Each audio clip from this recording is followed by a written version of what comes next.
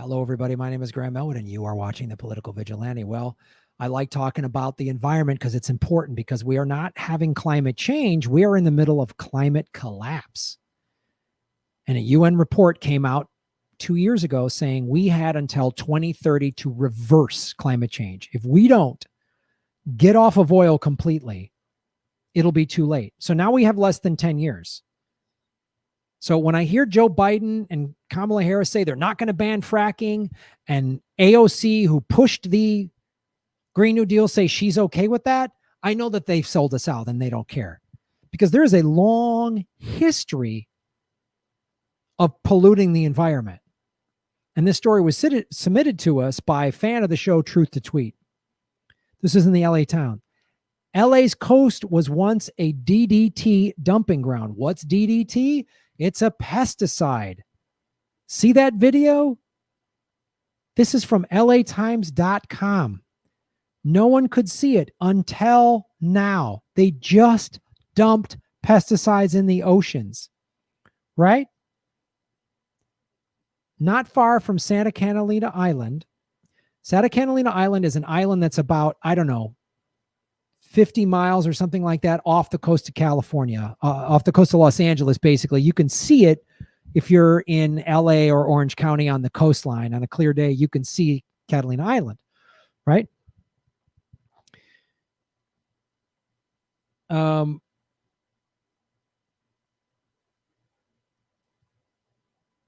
David Valentine decoded unusual signals underwater that gave him chills. UC Santa Barbara scientist was supposed to be studying methane seeps that day. So he wasn't even looking for this. So this is hidden.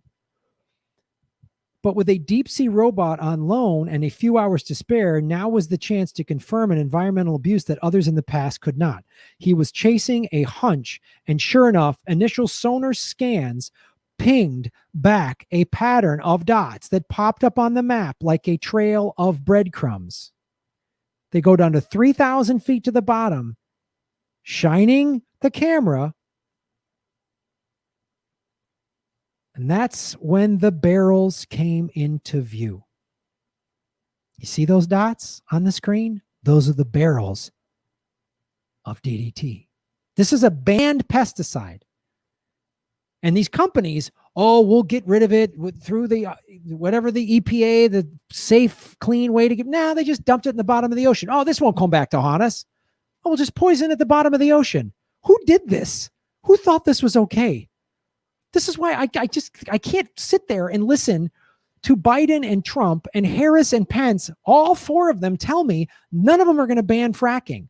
So the choices we have with these two fucking corrupt parties is fracking that believes in science or fracking that doesn't believe in science. Those are our choices. So when I hear this vote for the lesser two evils and, you third-party voters, you're going to ruin everything. No, you people that won't hold the Democratic Party accountable, you have caused this problem. You keep letting them to commit crimes.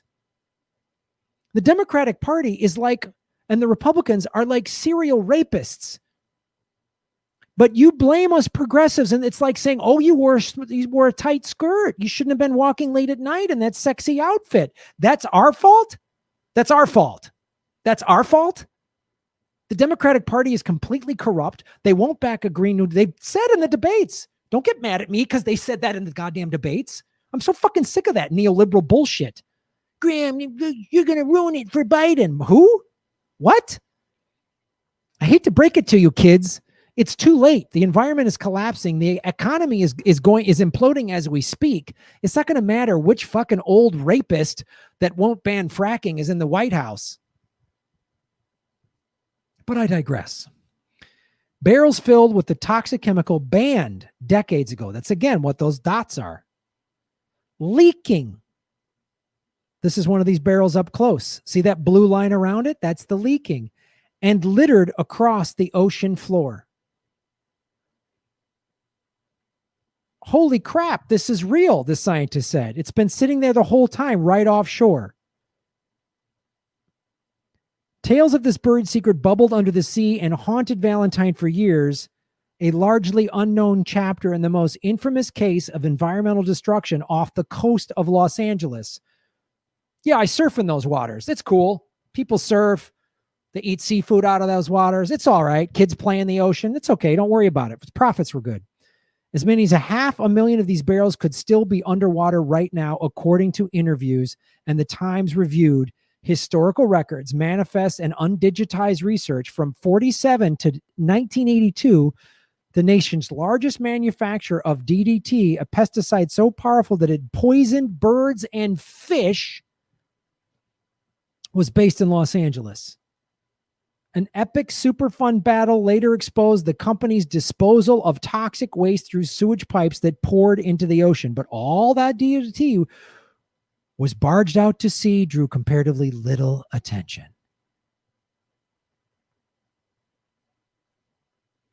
Shipping logs show that every month in the years after World War II, thousands of barrels of acid sludge laced with this synthetic chemical were boated out to the site near Catalina and dumped into the deep ocean.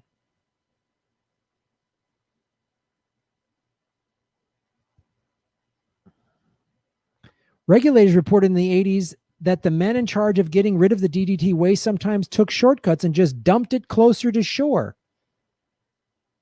And when the barrels were too buoyant to sink on their own, one report said the crew simply punctured them. This is the map. So the Palos Verdes Peninsula, Palos Verdes is a peninsula on the coastline. So the top of the map, the Superfund site, and then the dump and the Santa Catalina Island. So Palos Verdes is like south of Redondo, Manhattan Beach. If you go north up the coastline, eventually you get to Venice Beach and Santa Monica, north of there, Malibu. South of there, you get into all the Orange County and San Diego County beaches. Look at that. Superfund site right off the coast of Palos Verdes. The world today wrestles with microplastics, right? I've talked about that on the show. Microplastics are in every bottle of plastic water, bottle of plastic. So that's why I would avoid buying any plastic.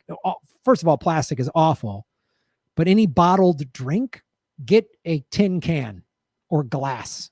It's better than microplastics. Recent studies show our immune systems may be compromised. A new generation of women exposed to DDT from their mothers, who were exposed by their mothers, grapples with the still mysterious risks of breast cancer. The contamination in sea lions and dolphins continues to stump scientists, and the near extinction of falcons and bald eagles showed how poisoning one corner of the world can ripple across the whole ecosystem. Yes, let's go back to this map. So you dump it here. Fishing boats get the fish, right? Ship it out of this area. So seafood you're eating in Iowa could have this crap in it. Not to mention marine life eats the birds. You know, the birds, the birds eat the marine life, right? Like a bald eagle or whatever goes down, gets it. They fly however many miles. Do you see what I'm saying? How this translates into everything. You can't just dump this. We never should have made this shit to begin with. Well, we need pesticides to improve crop yield. Hey, Mother Nature had a pretty good system in place already. Mother Nature kind of had growing food, she kind of had that shit dialed in, I think. She didn't need DDT.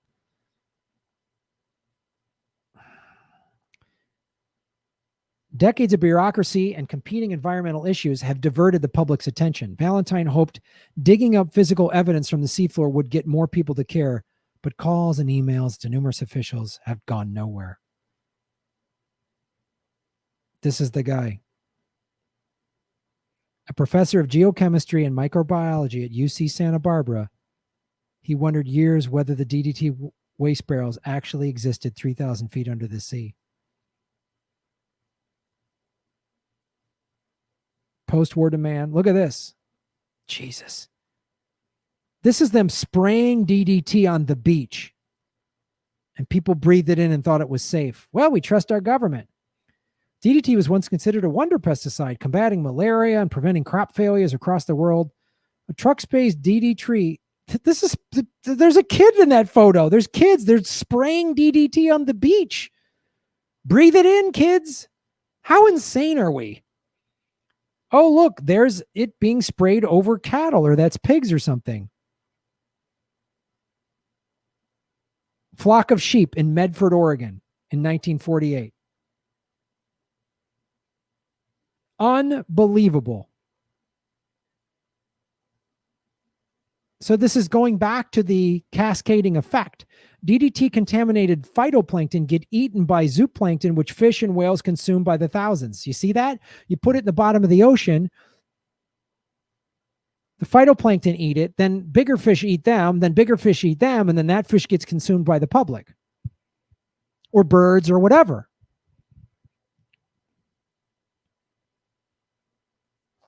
In 1969, shipments of jack mackerel from Southern California were recalled because DDT levels were so high as 10 parts per million. Tumors started appearing on bottom-feeding fish like white croaker.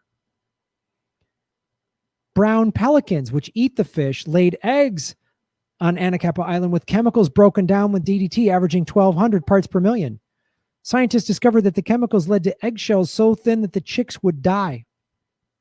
Bald eagles had vanished from the Channel Islands, along with peregrine falcons. And so our national bird murdered by DDT, and we're okay with it. Because who cares if the bald eagle dies? We'll just paint it on pickup trucks and beer cans. So as long as we can paint an American eagle on a beer can and a pickup truck and wrap it in a bacon wrapped steak gun, then who gives a shit? Steak gun truck chop. Beer gun steak truck. Bald eagle gun chop. Football, beer, bald eagle. Bald eagle football fried in bacon, shot with a gun and eaten with a steak chop. Goddamn America. Why do you wake up every morning, America, and go, how stupid can we be? Similarly, sea lions with more than 1,000 parts per million, their blubber were giving birth to pups prematurely. Bottlenose dolphins had considerations as high as 2,000 parts per million. Montrose Executive, that's the company that make DDT, defended DDT through the 60s. They said in letters and editorials that DDT played a vital role in society when properly used and was not a serious threat to human health. They bold-faced lied, like all these corporations do. Finally, in 1972, they banned DDT. The chemical plant in Los Angeles kept churning out more because they were selling it to other countries. They managed to operate another 10 years before they finally shut the factory down. I mean, it just goes on and on. Look at these lies. Industrial. A 1958 shipping log shows that 2,300 barrels of acid sludge from Montrose Chemical Corporation were dumped in the ocean in the month of January. That's what that green highlight is. Montrose Chemical Corporation, acid sludge, 2,310 barrels. A shipping log. Unbelievable, man. It just... There they are. There's the bottom right there. 3 decades after regulatory scientists found evidence that men taking an axe to these waste barrels before dumping them overboard, an underwater robot came across the barrels on the seafloor.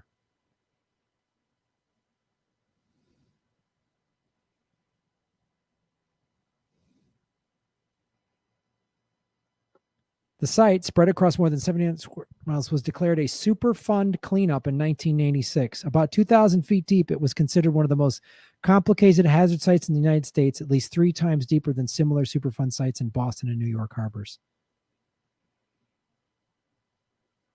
The Palos Verdes coast has been contaminated with DDT for decades. The attempted cleanup has become one of the most complicated Superfund projects in the United States. It's good surfing over there. 2000, the parties decided to settle. Oh, they fuck them. Fuck them. I can't even listen to that crap.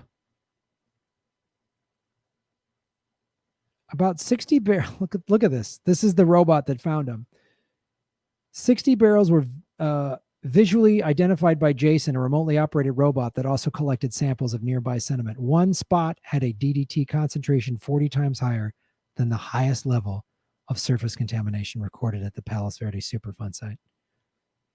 These have just been sitting down there rotting for decades. Sitting down there rotting for decades.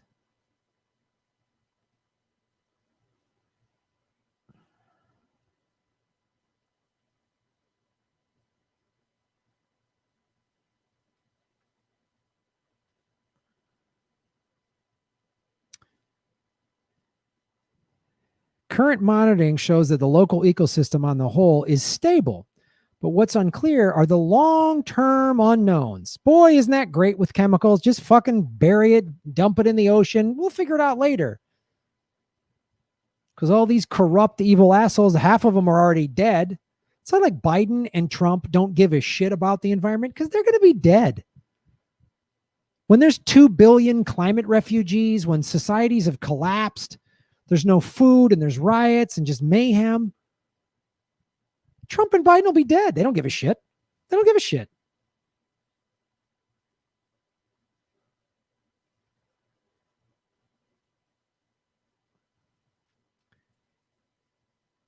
That's why I'm sorry. I will not back candidates that say they're okay with fracking and this other crap, because these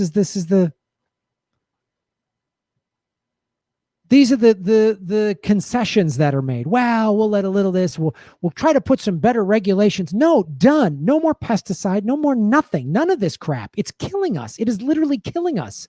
I don't want it's like Diet Coke. Like regular Coke is awful for you. Yeah, we shouldn't have it. The sugar's bad for you. We'll have Diet Coke, which has aspartame that fucking kills rats and ants and everything.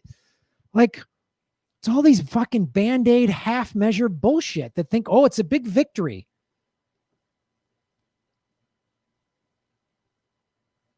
Ah.